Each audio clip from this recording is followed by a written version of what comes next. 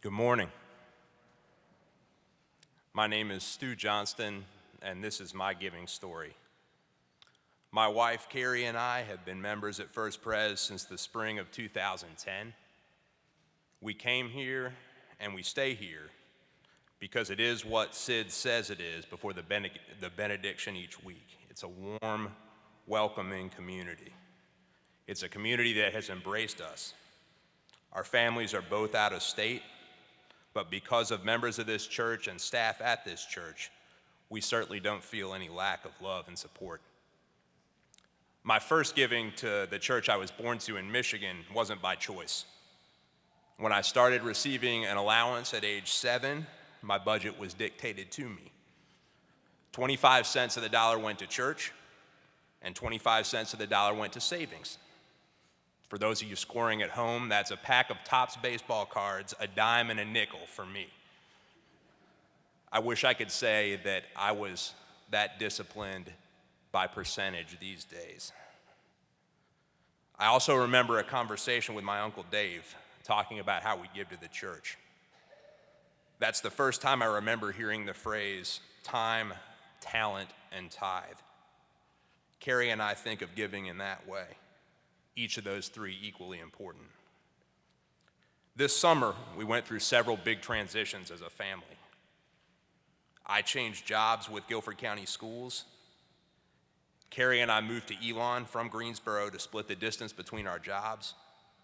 And in June, we were blessed with a healthy baby girl, Elizabeth Lee. And the sleepless nights ahead that Dolly talks about, that's real. I'm here to tell you.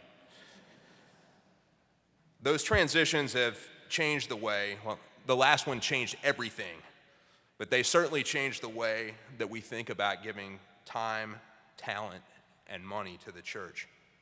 I've certainly had to adjust and reprioritize. Some days I do it better than others, but I try to keep in mind things that guide who I am as a Christian. One of those things happens to be a quote from an Aboriginal woman named Lila Watson. It's a quote that really epitomizes how I view any type of service, whether it's to the community, the school where I work, or the church. Watson says, "If you are here to help me, you are wasting your time. But if your liberation is wrapped up in mine, then let us begin work together." My talent happens to be working with adolescents. Sometimes as their assistant principal, they don't think that's my talent, but I like to believe it is. I've been fortunate to do a lot of work here with middle school youth and some work with high school youth. I recently wrote a letter of recommendation for one of my confirmands for college and got to reflect on the experience of being his mentor.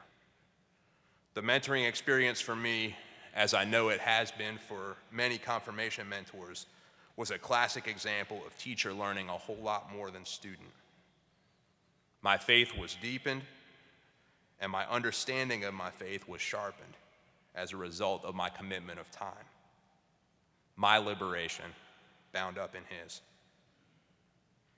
Our challenge as a family this stewardship season will be to determine how we can offer more to First Pres: time, talent, and financial resources, given the transitions we've gone through.